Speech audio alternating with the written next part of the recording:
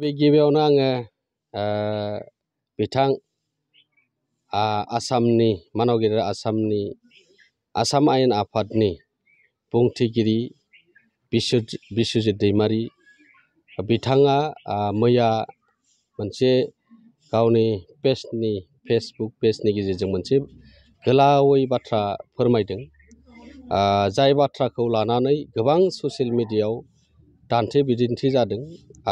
बे दान्थे बिदिन्थि जानांगौनि गोबां बाथ्राबो सानाखैमोन जों, नाथाय बेहाय नुनो मोन्दों गोबां बेहाय बाथ्रानि दान्थे बिदिन्थि जादों आरो बेवहाय इउसिनि बाथ्राखौ लानानै गाहायै डिबेट जादों। इउसिखौ जोङो सोर साबैसेया बबे समाव माबायदि इउसिखौ होयो जों साबैसेया मोनथिगौ। दा दुलाराय बाथौ गौथुमनि गाहाय बाथौ थानसालिनि थाखाय इउसिनि बाथ्रा फैदों। दा इउसिनि बाथ्राया आसाम गभर्नमेन्ट ITFC जोङो 2 कौटि थाखा मोनदोंमोन बै समाव 2023 आरो 24 बर्षनि बेहाय जोङो मोनसे 2 कौटि थाखानि स्किम मोननो हादोंमोन। दा बेनि इउसिनि बाथ्राखौसो बुंबाय थादों। दा बेयो इउसिनि बाथ्राया बे 2024आवनो बियो कमप्लिट जालांबाय। मानो होनबा बियो दुलाराय बाथौ गौथुमा इउसि होनांगौनि खुनु खारन गैया।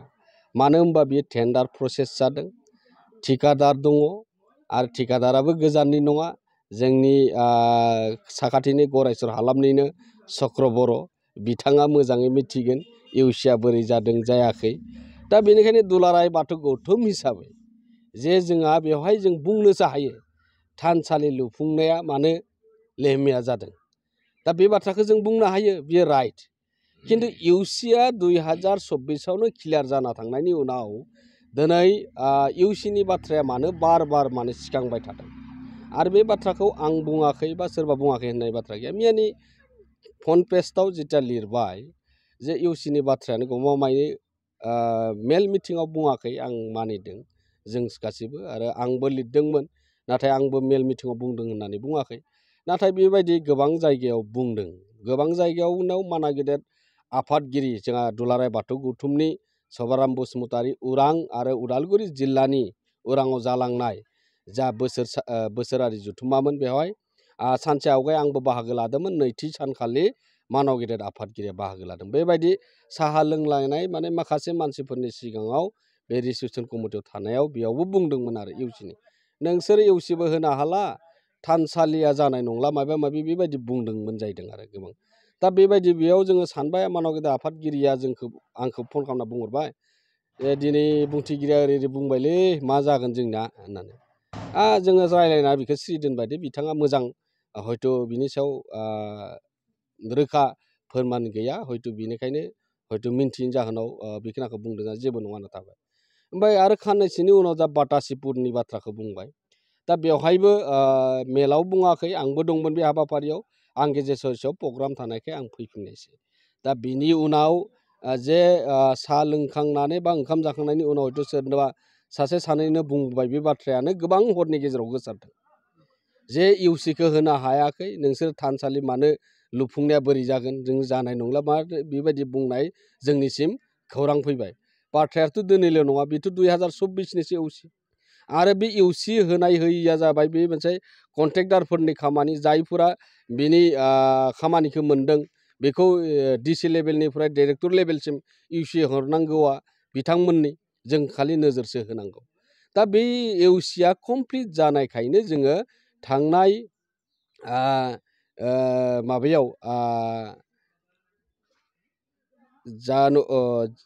जानुवारि, फेब्रुवारि, मार्च, एप्रिलाव जोङो एप्रिल दानाव जोङो फ्राय अल आसामाव 100टा बाथौ थानसालि मोननो हाफिनदों इउसि होनायनि खारनै। आरो बेजों लोगोसे आरो 10 लाख बेबायदिनो ब्रह्म, बाथौ आरो अन्य 18टा जनगोष्ठीफोरा मोननो हादों। बेवहाय दुलाराय बाथौ गौथुमाबो आरो 5 कौटि मोननो हादों। आरो बे 5 कौटिया बे खालि डेम' चेक होनाय जायो। आरो बे डेम' चेक होनायनि उनाव गोबां खामानि थाबावो, इसिङारि अफिसियेल खामानि गोबां थायो। हयथ' बेबायदि खामानि मावनायाव जोंनो 2 दानसो नांगौ जादों। आरो बे 5 कौटिखौ मोननो थाखाय डिसि लेभेलाव फैसा हाबफैयोब्लाबो जोंनो 2 माससो खमायनांदों।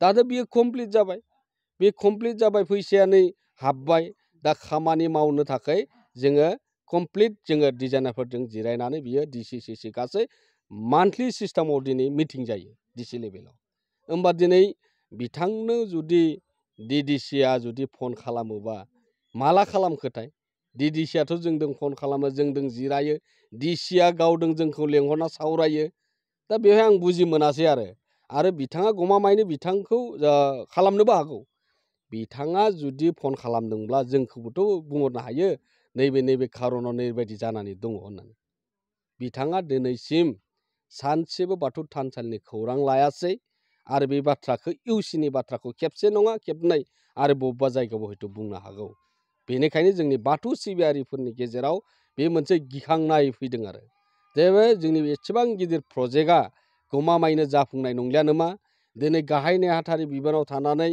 बिथाङा दिनै खामानि मावमारनो हायाखै नामा गोबां सोंलु आरो गोबां बे माने रोखा फोरमान बिनि माबाखौ होआलासिनो दिनै ससियेल मिडियायाव गोबां दान्थे बिदिन्थि जादों आं खावलायदोंसो मानाव गेदेर बिस्वजित दैमारि बिथांखौ नाथाय बे कुनु इउसिनि गन्दगल गैया बेनि खामानिया सोलिदों आरो बे बेसेबांबा गोथौ हा आरो बे बेसेबांबा गोथौ हाखौ पाइलिं खालामनानै हा फबनानै दिनै बे मोनसे महर माने फाउन्डेसन खोना कमप्लिट जाबाय आरो दिनैनि 5 कोटि थाखादो आराय थोरोब ओंखारलांगोन बे माने जोङो DC आरो इन्जिनियार आर्किटेक्ट गासैबो जोङो दिनै DC लेभेलाव खेबथाम जों मिटिं जाबाय आरो बिनि सायाव डिसकासन जानानै नैबे जागोन बेयो दिनै क्लियार जाबाय जोंहा रायजो राजाफोरा गोनो गोथो साननांगौ गैया इउसिनि थाखाय कुनु खामानिया थाद'आखै इउसिया जाबाय 2024 मायथाइनिसोमोन आरो दिनै इउसिया बे समावनो क्लियार जाबाय जोंहा बेखौ लानानै जिखिनि ससियेल मिडियायाव फैनानै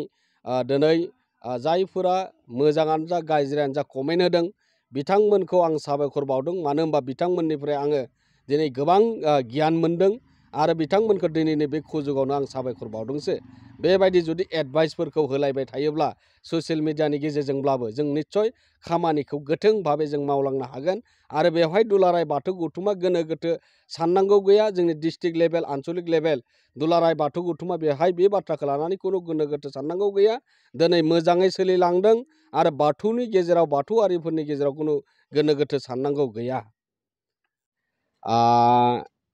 17 लाखा आं माला बुंदोंमोन आं गोसोआव गैला आं बेखौनो क्लियार खालामना होनो नागिरदों मानाव गेदेर आसाम आयेन आफादनि बुंथिगिरि बिस्वजित दैमारि बिथांनिसिम बिथाङा जिथिया जोंनि दुलाराय बाथौ गौथुमनि हाल सालखौ बै समाव गोबां खबर लायोमोन मा जादों जायाखै गोबां खबर लायोमोन दा बिथाङा गावनो खेबनै खेबथाम फैबाय बाथौपुरियाव माने फ्राय खेबनैया रोखा खेबथाम फैयाखै खेबनै रोखा आरो जोङो बे खालि जों एग्जिकिउटिभ जिरायदोंमोन होमबाना बिथाङा MP जानानै दङमोन खेबनै जिरायनानै रायजोफोरनि गेजेराव रायजोफोरखौ बुंदों नोंथांमोना उथिनाङा जोङो जास्ट इन्जिनियारबो लाना थांफादों गासैखौ सुजुबबाय जे बेखौ आं कमप्लिट बानायगोन फ्राय 17 लाखसो थांगोन बेखौ बानायगोन होननानै बाथ्रा जिथिया बुंबाय जा गोजोननाय मोनदों एग्जिकिउटिभफोराबो मोजाङै बाथ्राखौ जिथिया जासिगोन जों आर'जखौ जों मोजाङै खालामनो हागोन बेनि उनाव आरो जों मास मोनसेनि उनाव खबर लाबाय जाथ'वाखै र' बेनि उनाव आरो खेबसे खबर लानायनि जाहोनाव आरो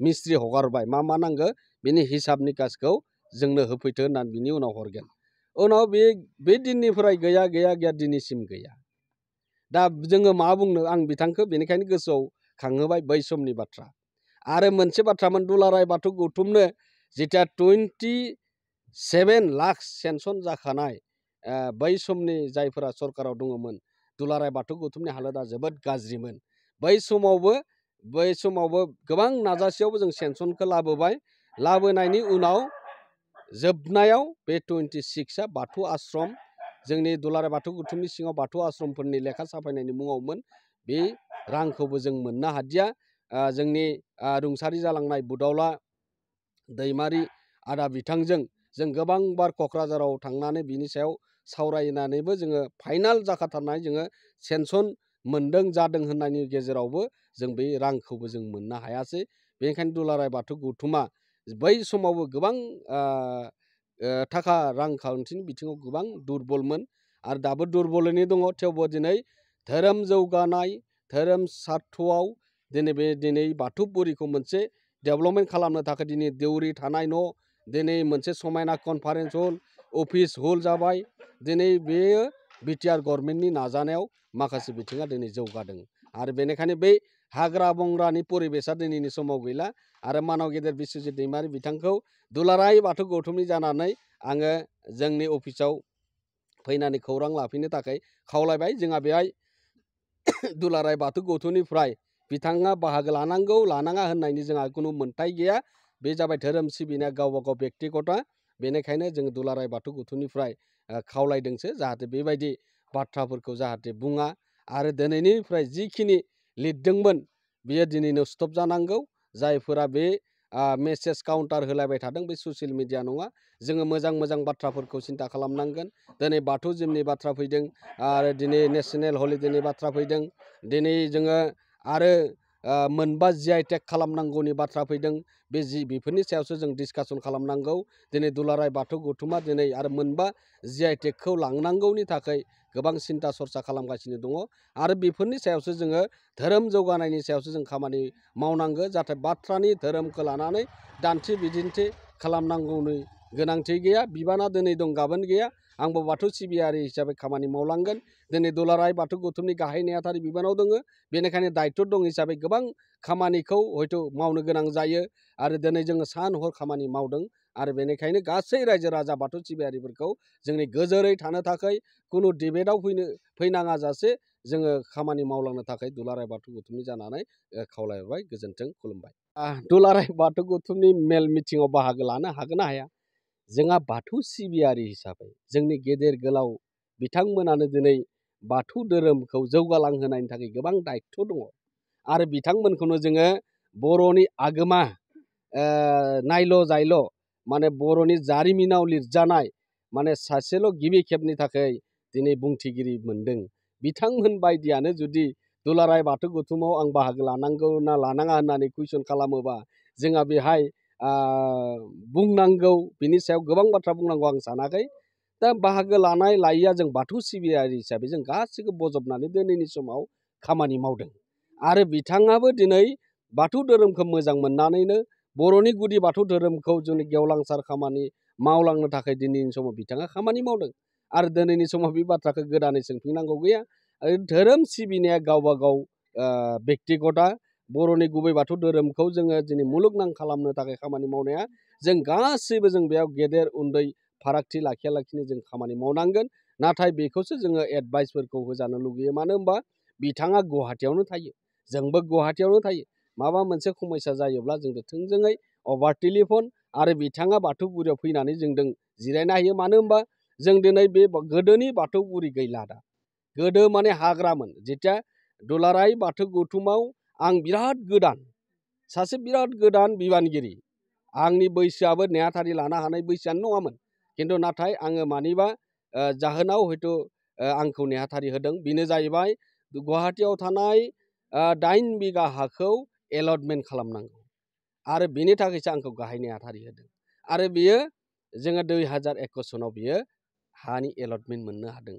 मानाव गेदेर आसामनि chief minister doctor Himanta Biswa शर्मानि नाजानाय आरो बिटिआरनि मावफुं सोद्रोमा चिफ प्रमद बर' बिथांनि नाजानायजों बे हाया जोङो 8 बिगा हाखौ एलटमेन्ट मोननो हादों आरो बिनि दायित्व हिसाबै दंमोन जा आसामनि केबिनेट मन्त्रि उर्खाव गोरा ब्रह्म बिथाङा जोंनि बाथौ थानसालिखौ सार्भे खालामनानै मंगलबार सममोन बे खालि मंगलबार समाव सार्भे खालामनानै बुधबारै केबिनेट जिरायदोंमोन। बे खालिनो बेयो फार्स्ट केबिनेटआवनो बेयो एलटमेन्ट जादों आरो बेनि थाखाय बेसेबां गौरबनि बाथ्रा। बिथांमोनखौ बे सुजुगावनो साबायखर बावदों आरो बेनि उनावनो जोंखौ बुंदोंमोन मानाव गेदेर आसामनि chief minister doctor Himanta Biswa Sharma बिथाङा जे नोंथांमोना गुवाहाटियाव ओरैबायदि थानसालि बानायनांगौ बिनि डिपिआरखौ खालामनांगौ। होमबाना जों डिपिआरखौ खालामखांबाय। बे डिपिआरखौ जोङो 1 दाननि उनावनो बिथांनि खाथियाव थांनानै गथायदों। जोङो बे गथायनायाव जोङो गोबां मन्थ्रिबो दङ, बिटिआरनि चिफ दङमोन आरो एमएलएफोरबो दंमोन, जोंनि मिरुनि बिबानगिरिफोर दङमोन। थांना बे खालिनो एक्सेप्ट खालामदों। दा बेहाय गुवाहाटियाव जाबायदि जानांगौ बेखौ जोङो आसाम गभर्नमेन्ट हिसाबै नायबाय थागोन आरो बे हाया जाबाय नालाय खुनु सिन्ता नांगौ गैला। दा बेनिखायनो बिथांखौ जों खावलायदों जा दुलाराय बाथौ गौथुम हिसाबै बिथांनि सायाव खुनु बाहागो लानांगौ लानाङा होननायनि थाखाय जों बिथांखौ जोङो खुनु रावखौबो बादा होनो हाया। जों गासैखौबो लानानै खौसे खामानि मावलांगोन आरो जों उननि समाव जों खौसेनो खामानि मावगोन। जाय इउसिनि बाथ्राखौ लानानै जायगा जायगा हयथ' सोरजोंबा बिबानगिरिफोरजों बुंलायनायाव सावरायनायाव बेनो जोंनि मिरुनि आरो जिल्लानि बिबानगिरिफोरनिसिम गाज्रि मोनसे इनफेक्ट गोलैदोंमोन जे बियो जाहाथे दिनैनो जोबनांगौ। बे इउसिनि थाखाय खुनु थानसालिया लुफुंजाया बे नङा। थानसालिया नैबे फासखौथिदों मोननै थोरोबा माने मोननै खावसे थोरोब उथिगोन आरो फासखौथिखौ जों बेखौ लुखांनायनि उनाव जानुवारियाव लागि जोंनि बे लुखांनांगौ बे मोननै थोरोबा। आरो बे फासखौथिखौ होयोबा जोङो कमप्लिट बेनि साजायनाय डिजाइन माने माखासे लाइटिं साइटिं थागोन बेजों बेखौ लुफुंनो हागोन होननानै जोङो आसा खालामनो हायो। बेनिखायनो रायजो राजा आरो बाथौ सिबियारि आरो जिल्लानि बिबानगिरि बियाबनि बिबानगिरि बिथांमोनखौ खावलायदों जे नोंथांमोना बे फेसबुक ससियेल मिडियायाव जेरैबायदि दान्थे बिदान्थे कमेन्ट होलायबाय थादों जाहाथे दिनैनो बियो जोबनांगौ। आरो दिनै मानाव गेदेर आसामनि आयेन आफाद बिस्वजित दैमारि बिथांखौबो जों खावलायदों जाहाथे इउसिनि बाथ्राखौ लानानै आरो जाहाथे जिल्ला बा आन्सलिक लेभेलफोराव बुंथिंनाङा। दिनैनि समाव दा नैबे समाव आं सैथो होननानै साना, हयथ' बेयो फुराना बाथ्रा जानो हागौ।